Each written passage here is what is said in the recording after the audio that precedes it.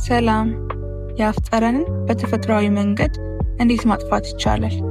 በራስ መተማመንን ከሚሸረሽሩ ነገሮች አንዱና ዋነኛ ነገር መጥፎ የአፍ ጠረን ነው። ውድ ፕሮዳክቶችን ሳትገዢ በቤት ውስጥ በቅርብ በሚገኙ ነገሮች ብቻ እንዴት ለዘላለም የአፍ ጠረንን እንደምትሰናበቸው ዛሬ ላሳይሽ መጥቻለሁ። ምንም አድካሚ ስራ የለውም። የምንጠቀምባቸው ነገሮች ሁሉ በቤትሽ ማዕድ ቤት ውስጥ የሚገኙ ውጤታማ መፍትሄዎች ናቸው። የዕለት ተዕለት ልማድሽን በጥቂቱ በመቀየር ብቻ የአፍ ጠረንሽን ሙሉ ለሙሉ ማስወገድ ትችላለሽ። ስለዚህ አሁን ወደ ቀላሉና ውጤታማ መፍትሄ እንለፍ። በመጀመሪያ ችግሩን መረዳት ወሳኝ ነገር ነው። የአፍ ጠረን ብዙውን ጊዜ የሚከሰተው ምላስ ላይ በሚከማቹ ባክቴሪያዎች፣ በጥርስ መካከል በሚቀሩ የተመገብናቸው ምግቦች፣ ትራፊዎች እንዲሁም የአፍ መድረቅ ሲሆን ከዚህም በተጨማሪ በቂ ውሃ ለመጠጣት፣ የምግብ መፈጨት ችግሮች፣ ስኳር የበዛባቸው ምግቦችና መጠጦች እንዲሁም ምላስን በአግባቡ አለማጽዳት ለችግሩ መባባስ ዋና ዋና ምክንያቶች ናቸው። እነዚህን ስር የሰደዱ መንስኤዎች በቅድሚያ መለየት ማለት ግማሹ መንገድ እንደተጓዝሽ ይቆጠራል።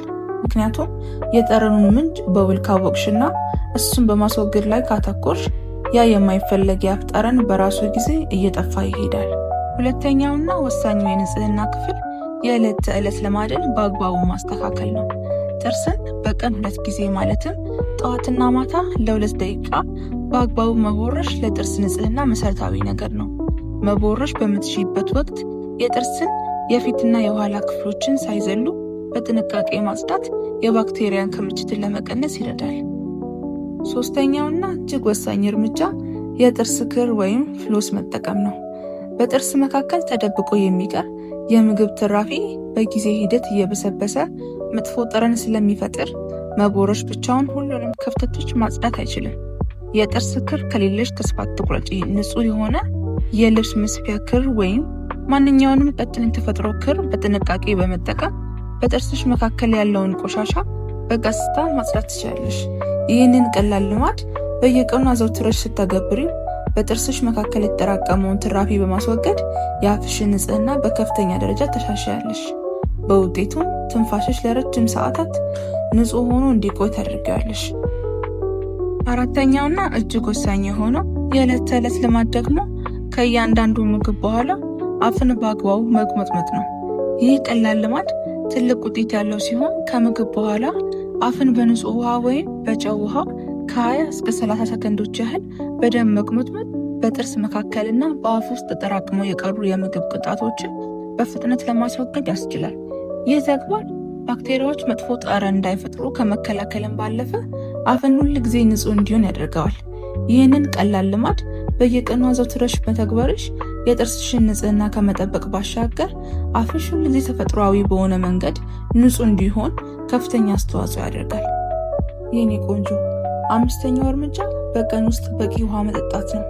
የአፍ መድረቅ የአፍ ጠረን የሚፈጥሩ ባክቴሪያዎች በብዛት እንዲራቡ ስለሚያደርግ የደረቀ አፍ በፍጥነት የመሽተት አቅም አለው።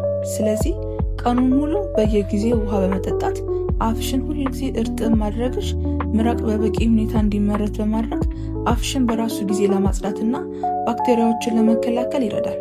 ይህንን ቀላል ልማድ አትርሹ።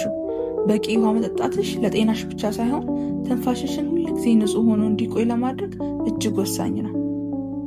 የዕለት ተዕለት የንጽህና ልማዶችሽን ካስተካከልሽ በኋላ በቤት ውስጥ በሚገኙ ተፈጥሯዊ ንጥረ ነገሮች ትንፋሽሽን ይበልጥ ማደስና ማጽዳት ትችላለሽ።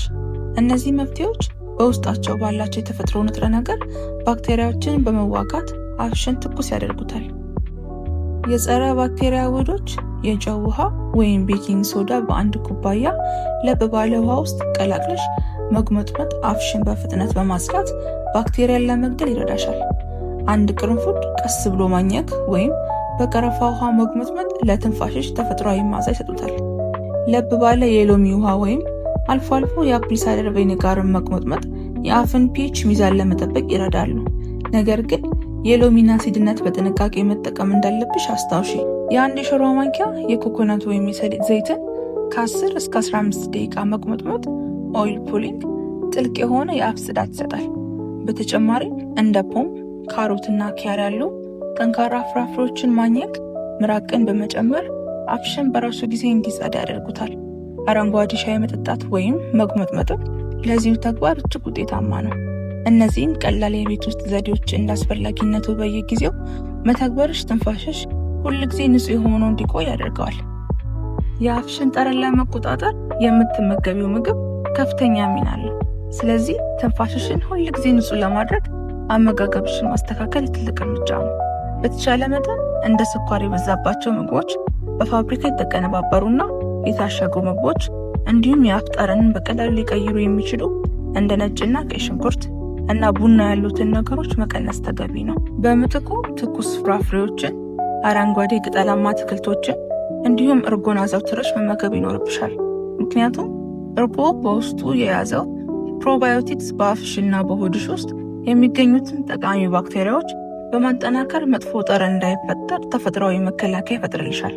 ይህንን ቀላል የአመጋገብ ለውጥ በየቀኑ መተግበርሽ በአፍሽ ውስጥ ሚዛኑን የጠበቀ ጤናማ አካባቢ እንዲፈጠር በማድረግ ትንፋሽሽ ለረጅም ሰዓታት ንጹህ ሆኖ እንዲቆይ ይረዳዋል። የአፍሽን ንጽህና ለመጠበቅ ከምትከታያቸው ልማዶች ባሻገር ከሚሰሩ ስህተቶች መራቅ ለጤንነትሽ እጅግ ወሳኝ ነው። ለምሳሌ ጥርስን በኃይል መቦረሽ የጥርስን መከላከያ ሽፋን ስለሚጎዳና ድድን ስለሚያቆስል በቀስታ መቦረሽ ይገባል። ምላስን ማጽዳት መዝለን ወይም ማታ ጥርስ ሳይቦርሹ መተኛት በአፍ ውስጥ የባክቴሪያ መራቢያ ስለሚፈጥሩ ለጠረኑ መባባስ ዋና ምክንያቶች ናቸው። ከዚህም በላይ የድድ መድማትን ችላ ማለት ለበለጠ የጤና ችግር ሊያጋልጥሽ ስለሚችል ትኩረት ልትሰጪው ይገባል። እንዲሁም አፍን ለማደስ በማስቲካ ብቻ መተማመን ችግሩን በጊዜያዊነት ከመሸፈን በዘለለ መፍትሄ አይሆንም። በመጨረሻ ንጽህና የተጠበቀ የጥርስ ብሩሽ ለጤንነትሽ መሰረት ስለሆነ ብሩሽሽን በየ2 ወይም 3 ወሩ በአዲስ መተካትሽን አትርሺ።